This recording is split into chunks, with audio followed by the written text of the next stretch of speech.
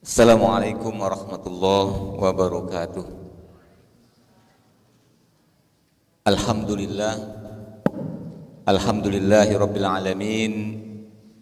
Alhamdulillahilladzi hadana li hadza wa ma kunna linahtadiya laula an hadanallah. Asyhadu an la ilaha illallah wahdahu la syarikalah wa asyhadu anna sayyidana Muhammadan abduhu wa rasuluh. Allahumma salli ala sayyidina Muhammad wa ala alihi wa ashabihi ajma'in, amma ba'du. Qala Allah ta'ala fi kitabihil karim, a'udzu billahi minasyaitonir rajim. Ya ayyuhalladzina amanu taqullaha wabtaghu ilaihil wasilah wajahidu fi sabilihi la'allakum tuflihun. Wahai orang-orang yang beriman, bertakwalah kepada Allah dan carilah olehmu wasilah, jalan, sarana, metode, cara untuk dapat mendekatkan diri kepada Allah Subhanahu wa taala. Dan berjihadlah, bersungguh-sungguhlah, berjuanglah, bahkan bila perlu berkorbanlah di jalan Allah. Niscaya kamu akan mendapatkan keberuntungan. Bapak Ibu yang dirahmati Allah Subhanahu wa taala, segala puji bagi Allah yang telah memberikan kita banyak kenikmatan. Nikmat yang Allah tetapkan kepada kita bahkan jauh sebelum kita dilahirkan. Kita mulai rasakan sejak kita berada di dalam rahim ibu kita. Allah tetapkan kita lahir berada dalam keluarga yang muslim, dalam lingkungan muslim. Itu nikmat yang luar biasa. Sampai dengan hari ini kenikmatan Allah terus menerus Allah berikan kepada kita, tak pernah berhenti. Banyak nikmat yang Allah berikan kepada kita sampai dengan kita meninggalkan dunia ini. Ma'asyiral muslimin yang dirahmati Allah Subhanahu wa taala, Allah mengungkapkan betapa banyaknya nikmat yang Allah berikan kepada kita. Wa in ta'uddu ni'matallahi la tuhsuha. Kita tidak akan mampu menghitung kenikmatan itu, baik dari jumlahnya apalagi dari nilainya. Allah Subhanahu wa taala menghendaki atau memberikan kenikmatan ini tujuannya adalah agar kita mampu mengemban amanah atau tugas dari penciptaan kita. Allah SWT menciptakan manusia dan jin adalah untuk beribadah kepada Allah Subhanahu wa taala. Wa ma khalaqtul jinna wal insa illa liya'budun. Jadi ketika kita mendapatkan nikmat, tujuannya adalah agar nikmat itu bisa kita pergunakan untuk menjadi hamba Allah Subhanahu wa taala. Untuk semakin mendekatkan diri kepada Allah Subhanahu wa taala, untuk meraih ridha Allah Subhanahu wa taala.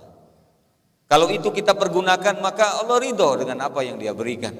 Karena itulah tujuan kenikmatan yang Allah berikan bahkan kepada manusia ini. Seluruh bumi dan langit ini Allah ciptakan adalah untuk kita, agar kita dapat mempergunakan dengan sebaik-baiknya, sebanyak-banyaknya untuk beribadah kepada Allah Subhanahu wa taala. Dan Allah akan memberikan kenikmatan yang semakin banyak ketika kita mampu mempergunakannya sesuai dengan peruntukannya. La in syakartum la azidannakum wa la in kafartum inna adzabi lasyadid. Bapak Ibu yang dirahmati Allah SWT, alhamdulillah kita bersyukur kepada Allah. Setidaknya pada saat ini, pada malam hari ini, kita mampu mempergunakan nikmat Allah SWT, nikmat usia, nikmat sehat, nikmat kesempatan, bahkan tadi ya, nikmat harta, ya, rizki yang Allah berikan kepada kita telah mampu kita pergunakan sesuai dengan apa yang Allah inginkan. Kita ajak badan kita ini, kita habiskan setidaknya beberapa menit, beberapa jam di Masjid As-Sa'adah ini untuk beribadah kepada Allah Subhanahu wa taala. Kita pergunakan usia kita untuk itu. Kita gunakan sehat kita untuk beribadah kepada Allah Subhanahu wa taala. Kita pergunakan sebagian dari harta yang Allah berikan kepada kita, Allah titipkan kepada kita untuk membantu saudara-saudara kita yang berkekurangan, yang ditimpa musibah. Allah pasti senang dengan apa yang kita lakukan malam hari ini. Dan ini insya Allah akan menjadi wasilah bagi kita, sebagaimana yang Allah inginkan di dalam Al-Quran surah Al-Maidah 35 tadi, ya ayyuhalladzina amanu taqullaha wabtaghu ilaihil wasilah. Wahai yang beriman, bertakwalah kepada Allah, wabtaghu ilaihil wasilah, dan carilah olehmu cara, sarana, metode, wasilah, cara untuk semakin dekat dengan Allah Subhanahu wa taala. Dan di antara wasilah itu adalah apa yang kita lakukan malam hari ini. Ketika kita telah berjumpa dengan wasilah itu, telah menemukan wasilah itu, telah meyakini inilah wasilah itu, bagian dari wasilah yang Allah Subhanahu wa taala terangkan tadi, maka wajahidu fisabilihi. Bersungguh-sungguhlah, seriuslah dalam wasilah itu. Bahkan bila perlu berkorban kita untuk tetap berada dalam wasilah itu, sehingga kita benar-benar mendapatkan keuntungan. La'allakum tuflihun. Kaum muslimin dirahmati Allah Subhanahu wa taala. Kalau kita tadi diajak oleh Ustadz Muhammad Ali tadi untuk merenungkan sedikit ya, tentang apa yang dialami oleh saudara kita di Cianjur misalnya, dan tentu di banyak tempat, kita patut bersyukur kepada Allah bahwa sampai hari ini kita masih diberikan Allah Subhanahu wa taala kehidupan yang aman, nyaman ya. Mudah-mudahan seperti ini terus Allah berikan kepada kita. Bapak Ibu dirahmati Allah Subhanahu wa taala, ini terjadi insya Allah karena kita masih tetap mampu menjaga iman dan takwa kita kepada Allah Subhanahu wa taala. Kita masih mampu menjaga semangat kita untuk mengikuti Nabi Muhammad sallallahu alaihi wasallam. Bapak Ibu dirahmati Allah, dalam surah Al-A'raf ayat 142 sampai ayat 157 Allah SWT menceritakan tentang kejadian yang pernah terjadi di masa Nabi Musa alaihissalam. Allah mulai kisahnya itu dari ayat 142 itu adalah ketika Nabi Musa alaihissalam mendapatkan perintah untuk datang ya, ke Bukit Tursina untuk menerima Taurat. Kita tahu dalam sejarah di Bukit Tursina itulah Allah memberikan Taurat kepada Nabi Musa AS. Yang sebenarnya Allah SWT memerintahkan tidak hanya Nabi Musa yang datang ke Bukit Tursina itu, tetapi seluruh Bani Israel, kaum Nabi Musa AS. Tetapi Nabi Musa AS duluan datang ke Bukit Tursina itu, duluan, karena kerinduan dia ingin menemui Allah Subhanahu wa taala. Lalu dia berpesan kepada Harun, selama kepergian dia duluan tadi, maka diminta untuk menjaga Bani Israel ini agar tidak melenceng dari ajaran yang telah diajarkan oleh Allah Subhanahu wa taala. Tetapi ternyata di situ ada godaan besar, ada Samiri yang kemudian ketika Nabi Musa meninggalkan mereka dimanfaatkan untuk menggoda Bani Israel, sehingga Bani Israel akhirnya menyembah patung anak sapi.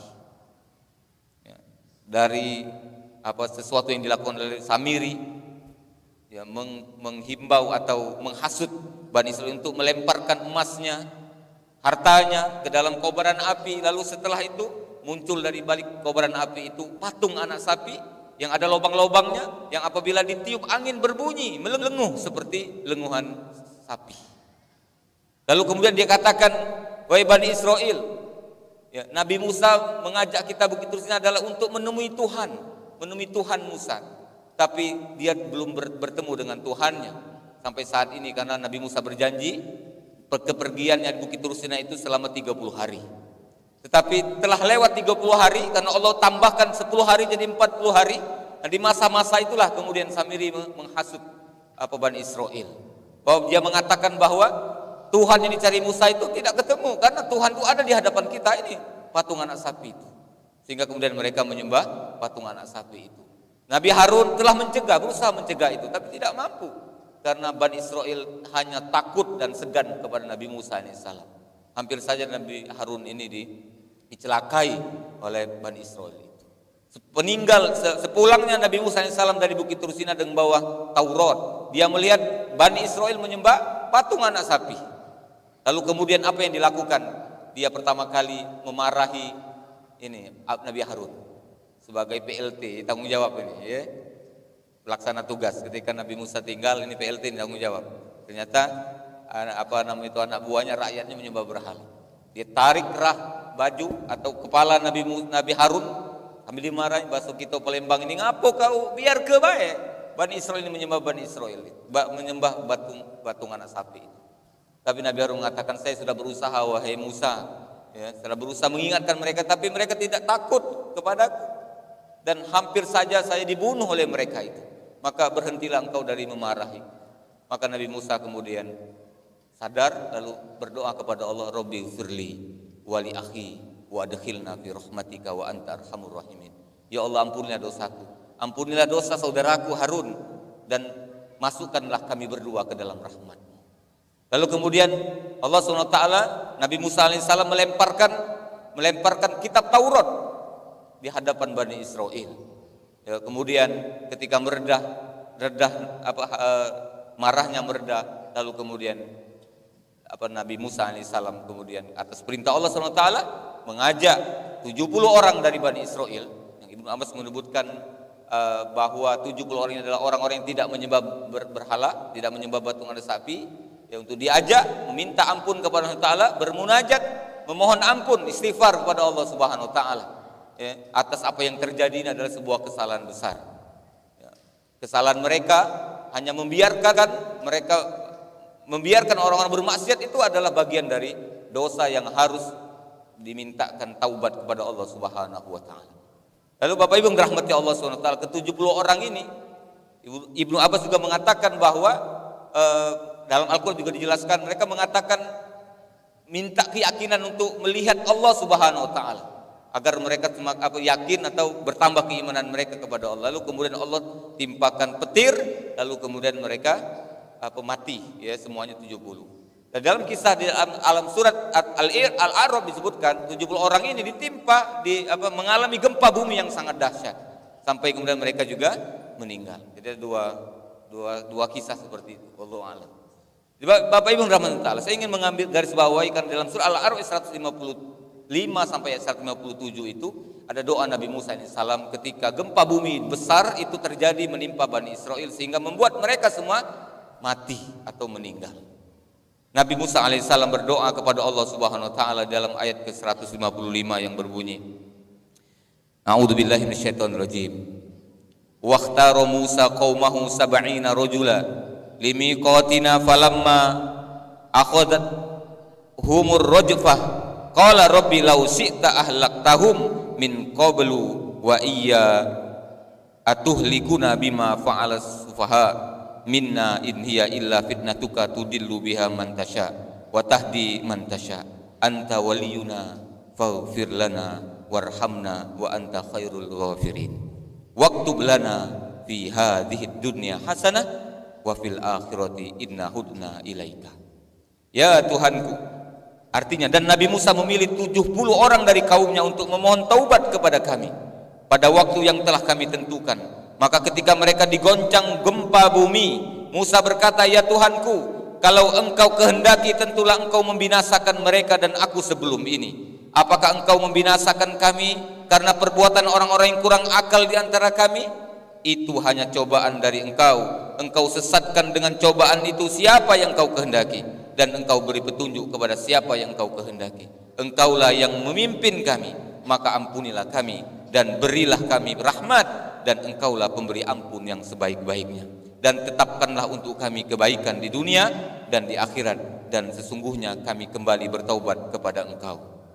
Bapak Ibu dirahmati Allah SWT, ini doa ketika gempa terjadi. Surat Al-A'raf ayat 155 sampai 156. Kita boleh membacanya atau bisa kita lazimkan untuk membacanya mulai dari hari ini. Kita ambil yang belakang saja boleh, ya, yaitu kita bisa mengamalkannya mulai dari kalimat Rabbi anta waliyuna faghfir lana warhamna wa anta khairul ghafirin waktub lana fi hadhihi dunya hasanah wa fil akhirah inna hudna ilaika. Agar Allah SWT senantiasa melindungi kita dari bencana besar, terutama gempa bumi yang baru-baru ini kita sangat pilu melihat atau mendengar, menyaksikan apa yang terjadi di Cianjur beberapa waktu yang lalu. Mudah-mudahan dengan kita membaca doa ini Allah hindarkan kita dari bencana seperti itu. Tetapi tidak cukup dengan berdoa kepada Allah Bapak Ibu yang taala. Allah kemudian melanjutkan dalam Al-Qur'an ayat 156 dengan firman-Nya, qala azabi usibu bihi man asya'u wa rahmati wasi'at kulla syai'in fasaktubuha lilladina yattaqun wa yu'tuna zakah walladina hum biayatina yu'minun alladina yattabi'una ar-rasul an-nabiyil ummi dan seterusnya. Allah berfirman, siksaku akan ditimpakan kepada siapa yang aku kehendaki dan rahmatku meliputi segala sesuatu. Maka akan aku tetapkan rahmatku untuk orang-orang yang bertakwa. Satu, aku akan menetapkan rahmatku kepada atau untuk orang-orang yang menunaikan zakat. Dan aku akan tetapkan rahmatku untuk orang-orang yang beriman kepada ayat-ayat kami, yaitu orang-orang yang mengikuti Rasul, Nabi yang ummi, yang namanya mereka tertulis, yang namanya mereka dapati tertulis dalam Taurat Injil yang ada di sisi mereka. Jadi Bapak Ibu yang dirahmati Allah SWT, selain kita berdoa kepada Allah SWT, memperbanyak istighfar, selalu berbuat amal soleh kebaikan, mempergunakan nikmat yang Allah berikan kepada kita untuk kebaikan, maka Allah sebutkan dalam ayat 156 sampai 157 ini, mari kita melakukan satu takwa kepada Allah Subhanahu wa taala. Selalu bertakwa kepada Allah. Laksanakan perintah Allah, jauhi larangan Allah Subhanahu wa taala. Yang kemudian yang kedua, tunaikan zakat. Apabila telah cukup nisab dan haul dari rizki yang telah Allah berikan kepada kita, harta yang kita miliki, maka keluarkan zakat. Bahkan bila perlu, belum sampai nisab, keluarkan dalam bentuk sedekah. Yang tadi sampaikan oleh Ustaz Ali tadi, bahwa dia akan menjadi sebab Allah menolak atau tidak menimpakan bala musibah kepada kita. Kemudian yang ketiga, kita beriman kepada Allah Subhanahu, kepada ayat-ayat Allah Subhanahu wa taala. Ya. Dan yang keempat, ikuti Nabi Muhammad sallallahu alaihi wasallam. Yang kemudian di akhir ayat 57 Allah jelaskan detail tentang apa yang dilakukan oleh Nabi Muhammad sallallahu alaihi wasallam. Pertama adalah Nabi Muhammad atau Rasul itu adalah orang yang menyuruh mereka mengerjakan yang ma'ruf dan melarang mereka dari mengerjakan yang munkar, dan menghalalkan bagi mereka yang baik dan mengharamkan bagi mereka segala yang buruk, dan membuang dari mereka beban-beban dan belenggu-belenggu. Itu yang dilakukan oleh Nabi Muhammad SAW diantaranya. Mari kita ikuti beliau dengan sungguh-sungguh, dengan penuh semangat. Ketika kita melihat ada kemungkaran di depan mata kita, kita cegah dia. Kalau kita mampu cegah dengan tangan, kita cegah dengan tangan. Kalau kita tidak mampu dengan tangan, kita cegah dengan lisan. Kita sampaikan dengan hikmah, nasihat-nasihat kepada orang-orang yang melakukan kemungkaran itu. Kalaupun kita masih belum mampu atau tidak mampu mengingatkan, memberi nasihat kepadanya, maka kita tetap harus mencegah kemungkaran terjadi, setidaknya dengan hati kita itu mendoakan mereka mendapatkan hidayah dari Allah Subhanahu wa taala. Kemudian Bapak Ibu yang dirahmati Allah Subhanahu wa taala, ya, ketika kita melihat ada saudara-saudara kita di depan mata kita, baik langsung maupun melewat media, televisi dan lain sebagainya, yang mengalami kekurangan, kesusahan seperti saudara kita di Cianjur, seperti yang terjadi beberapa waktu yang lalu, maka lakukan apa yang dilakukan Rasulullah SAW itu. Yang dia lakukan adalah membuang dari mereka beban-beban dan belenggu-belenggu. Berusaha untuk memberikan sesuatu yang dapat diberikan, sehingga setidaknya mengurangi beban-beban yang ada di saudara-saudara kita, beban kemiskinan, beban penderitaan dan lain sebagainya. Kita usahakan dengan maksimal yang kita mampu lakukan, baik dengan harta kita maupun dengan tenaga kita, dengan pikiran kita, atau skill apa saja yang kita mampu untuk kita berikan, mengurangi sedikit beban dari saudara-saudara kita yang mendapatkan musibah. Mari itu kita lakukan. Setidaknya mari kita berdoa kepada Allah SWT agar mereka selalu diberikan kesabaran dan kemudahan, ya, untuk menghadapi berbagai persoalan hidup, ya, dan kita doakan kepada Allah agar Allah tetapkan iman Islam mereka, karena sesungguhnya inilah yang menjadi sebab pertolongan Allah SWT akan didatangkan kepada manusia. Jadi ketika iman Islam itu hilang dari manusia, maka jangan harap Allah SWT akan memberikan pertolongan. Ya ayyuhalladzina amanu ista'inu bis-sabri was-shalah. Wahai yang beriman, minta tolonglah kamu dengan sabar dan salat. Sabar dan salat ciri orang yang beriman kepada Allah Subhanahu wa taala. Mudah-mudahan apa yang kita lakukan malam hari ini tidak hanya bermanfaat untuk kita yang hadir hari ini saja, tetapi juga bermanfaat bagi lingkungan kita, saudara-saudara kita. Amin ya rabbal alamin. Afwan minkum. Assalamualaikum warahmatullahi wabarakatuh.